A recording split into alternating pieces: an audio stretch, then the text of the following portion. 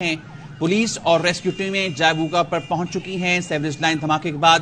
2 اور دھماکوں کی آواز سنی گئی ہے۔ نذیر شاہ سے تفصیلات جانتے ہیں۔ نذیر، اس بارے میں آگاہ کیجیے گا۔ بالکل دیکھیں، اس وقت میں لسبیلا چوک پر موجود ہوں، جہاں پر مبینہ طور پر جو گیس لائن میں دھماکہ ہوا ہے، اس زوردار دھماکے کے نتیجے میں ایک دکان گر گئی ہے، ایک ہوٹل کو شدید نقصان پہنچا ہے، کئی گاڑیاں اور موٹر سائیکلوں جہاں اطراف میں ان کو بھی نقصان پہنچا ہے۔ ہماری جو متعلقہ پولیس ہے اس سے بات ہوئی ہے، ان کا کہنا ہے کہ دو چھوٹے اور ایک بڑا دھماکہ ہوا، اور یہ تمام دھماکے جو گیس لائن جا رہی تھی، سیوریج کی لائن جا رہی تھی، اس کے اندر گیس بھرنے کے وجہ سے ہوئے تھے۔ یہاں پر ریسکیو کی بڑی تعداد یہاں پر پہنچی ہے۔ اس دھماکے سے اب تک 4 زخمیوں کو اسپتال منتقل کیا گیا ہے۔ اگر جائے حادثہ دیکھیں تو بظاہر ایک تباہی کا منظر ہے، پورا ایک روڈ اکھڑ چکا ہے، اندر کا اندرونی جو راستہ جو سیوریج لائن جا رہی تھی وہ پورا راستہ یہاں سے جو نظیر ہم دیکھ رہے ہیں دیواریں بھی گری ہوئی ہیں، یہ جو ملبہ ہے کہیں اس کے نیچے بھی لوگ تو نہیں ہیں؟ دیکھیں اس کو چیک کیا جا رہا ہے، اب تک 4 زخمیوں کو اسپتال منتقل کیا گیا ہے، اور یہ جو ہوٹل اور یہ جتنی جگہوں کو نقصان پہنچائے تو یہ تمام وہی جگہ ہیں جو اس سیوریج لائن کے ساتھ ساتھ تھے، جو سروس لین کے ساتھ یہ سیوریج لائن تھی، اور اس کے اطراف میں تمام یہ دکانوں کو اور اس ہوٹل کو اور گاڑیوں کو نقصان پہنچا ہے۔ اور جو یعنی نذیر آپ یہ بتا رہے ہیں کہ جو سیوریج لائن تھی اس میں گیس بھرنے کے سبب یہ دھماکہ ہوا ہے؟ بالکل، یہ پولیس کا یہ کہنا ہے کہ ابتدائی تحقیقات مطابق گیس بھرنے سے یہ دھماکہ ہوا ہے، اور یہ دھماکے کا ملبہ دوسری سڑک پر آ گرا ہے۔ میں اس وقت یہاں پر موجود ہوں، تباہی کے منظر آنکھوں سے بھی دیکھ سکتا ہوں، تو اس سے قبل بھی کراچی میں 2 سے 3 اس طرح کے دھماکے گیس لیکیج کے باعث ہو چکے ہیں، جن کی وجہ سے بہت بڑا نقصان پہنچا ہے۔ یہاں پر ہم دیکھ سکتے ہیں تو ایک اور چیز نذیر، اس خبر ایک اور آپ دے رہے ہیں کہ دھماکے کے بعد 2 اور دھماکوں کی آواز سنی گئی ہے، وہ بھی گیس کے ہی ہیں، اس بارے میں کچھ پتا چلا؟ دیکھیں، یہ بالکل ایک ہی جگہ پر یہ تمام دھماکے ہوئے ہیں، اور اس میں جو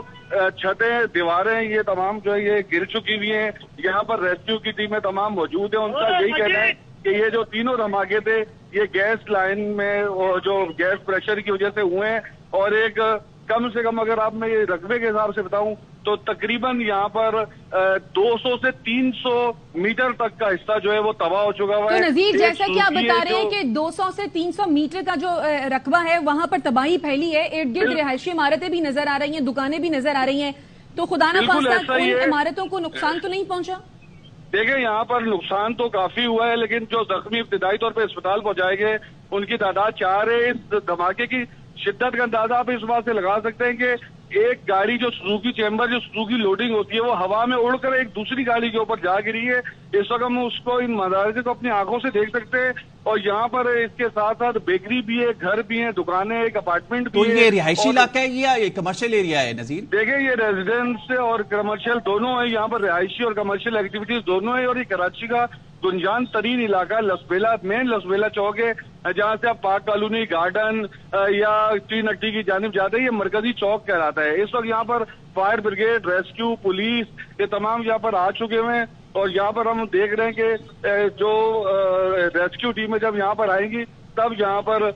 چیزوں کو یہاں سے کلیئر کیا جائے گا۔ عوام کی بھی بڑی تعداد یہاں پر جمع ہے۔ نذیر، زخمیوں کی حالت کے بارے میں بتائیے گا، کیا بتایا جا رہا ہے، کس نوعیت کے زخم ہیں، قریبی کون سا اسپتال ہے جہاں انہیں منتقل کیا گیا ہے، اب تک کتنے زخمی رپورٹ ہوئے ہیں؟ دیکھیں، یہاں سے جو قریب ہے وہ تو عباسی بھی جا سکتے ہیں، جدہ بھی جا سکتے ہیں، اس حوالے سے بھی ہم معلومات حاصل کر رہے ہیں۔ ابتدائی طور پر ہم اس وقت جائے حادثہ پر موجود ہیں، جہاں پر ٹنوں وزنی بھی، اگر آپ کسی جو بڑے بڑے بلاکس سے اتنے بڑا زوردار دھماکہ تھا کہ دور کئی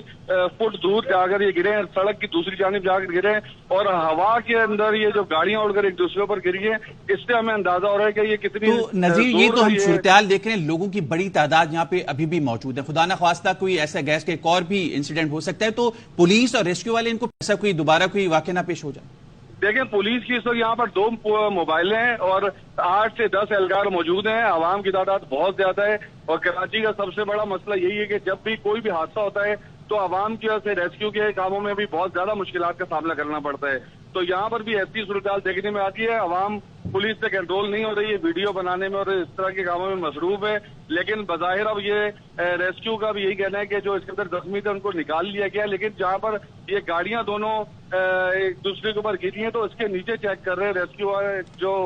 جو رضاکار ہیں کہ ان گاڑیوں کے اندر یہ ان کے نیچے کوئی موجود نہ ہو، لیکن फौरी तौर पर जो 4 जख्मी थे उनको अस्पताल मुंतकिल कर दिया गया था, जिन्हें तिब्बी इमदाद फराहम की जा रही है। और पुलिस रेस्क्यू रजाकार यहाँ पर मौजूद है। उनकी कोशिश यही है लोगों को पीछे किया जाए ताकि कोई और इस तरह का धमाका नहीं हो। और जो ऐसे जो सोल्जर बाजार है उनका कहना था कि पहले एक